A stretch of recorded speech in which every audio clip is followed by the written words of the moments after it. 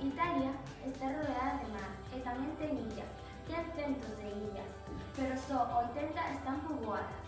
A máis grande é Sicilia, que encontrase aquí. A bandeira de Italia ten 3 rayas verticais do mesmo tamaño. A primeira raya é de cor verde, a segunda é de cor branca e a terceira raya da bandeira italiana é de cor vermella. Como moitos países, Italia ten un himno. O himno de Italia foi creado no ano 1847 polo artista Goffredo Mameli. Imos escoitar un pouquiño.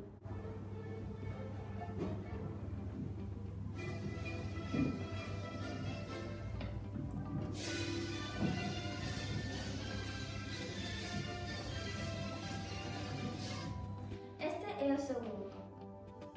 Os mares que rodean a Italia son o mar Adriático, o mar Jonio, o mar Mediterráneo, o mar Lígur e o mar Tirreno. Italia limita polo leste con Eslovenia, polo norte con Austria e Suíza e polo noroeste fai fronteira con Francia.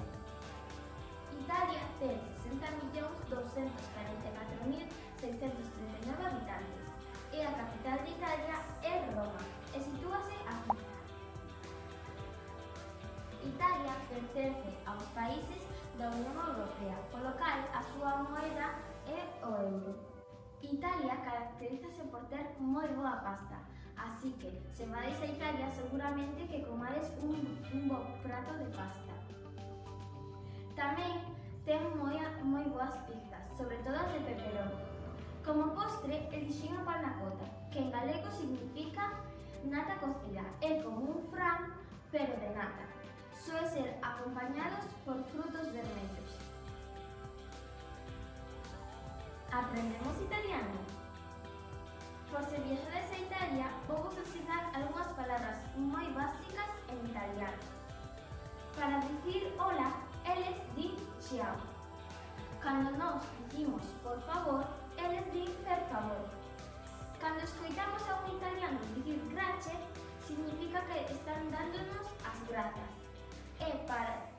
Addio significa adeus, aunque hai zonas de Italia que usan ciao tanto para hola como para adeus. No norte, en inverno fai moito frío, en cambio os veráns son cálidos. Os Alpes son as zonas máis frías de Italia, iso débese á súa altitude. No sur fai moito calor, sobre todo nos veráns, chegando incluso aos 37 graus. Italia non ten moitos animais extraordinarios, por iso vou dicir 4 que chamaron a atención. En primer lugar, vou falar da marmota alpina, que é o roedor máis grande de Europa. Tamén busquei o raposo vermello, que caracterízase por ter a pel vermella. Se oídes no monte wow, wow, wow, é ese raposo. Aquí temos os crustáceos. Puxen crustáceos en xeral porque Italia ten moita costa. Iso fai que podades comer moitísimo marisco. E, por último, a araña viuda negra, que tamén pode encontrarse en Italia. E un dos seus picotazos pode ser letal. Italia gaña moito dinheiro pola produción de aceite, polo cal teñen moitos oliveiros, sobre todo no sur. Tamén ten limoneiros. Tamén un frutal moi cotizado en Italia é o higueiro, non é tanto como o oliveiro, pero sigue sendo cotizado. Tamén quero falarvos da estrela alpina, que encontrase nos Alpes e tamén na montaña, e pode medir uns 20 ou 30 centímetros. O río máis longo de Italia chamase Po e mide 652 km e sitúase aquí, no norte. A cordilleira máis alta de Italia é o Mont Blanc, en galego Monte Blanco. É unha cordilleira que pertence aos Alpes e mide 4.810 metros. O Mont Blanc sitúase entre Francia e Italia. Como podedes ver aquí nesta imaxe, apreciase mellor, aquí na fronteira. Agora vou falar dos monumentos romanos. Vou dicir dous moi coñecidos e outros dous que tamén son coñecidos.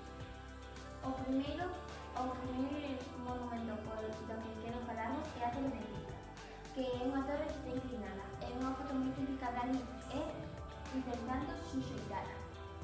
Tamén quero falarvos do Coliseo Romano, que é un anfiteatro antigo no que na Idade Antiga os gladiadores loitaban ali. A Galería degli Uffizi, que ten cadros típicos do Renacemento. Para rematar, o Panteón de Roma, que era un templo da Idade Antiga. Panteón significa templo de todos os deuses. Chamaronno así porque os antigos romanos crían en varios deuses, non só en un, e iso é que eran politeístas. Agora vou vos falar de festas e tradicións típicas de Italia. Para empezar, como non podía faltar, os carnavais de Venecia son moi famosos e teñen un disfraces super bonitos e unhas máscaras espectaculares. Por aquí tedes unha foto para que vedes. En España ven Papá Noel, en Italia tamén. Aquí o 6 de xaneiro ven os Reis Magos, pero en Italia non, ven a Befana, que é unha meiga sonreínte, e que repón os calcetíns que os nenos deixan na cama aos nenos e hechos de chuches, doces e agasallos. Agora vou vos falar do Capo d'Ano. Sabedes o que é? O Capo d'Ano en galego significa Noite Vella. Ali, a Noite Vella ou Capo d'Ano celebrano por discotecas e concertos. E o 1 de xaneiro, ás 12 da madrugada, o sacerdote dá unha misa para recibir o ano novo. A xente máis nova tírase desde o ponte Camu ao río as frías augas do río Tíber para celebrar o ano novo. Ata aquí a miña exposición sobre Italia. Espero que vos haya gustado e que aprenderades nova información sobre o país da Unión Europea, a República Italiana. Para facer este traballo, contrastei información e a buscai en diferentes fontes.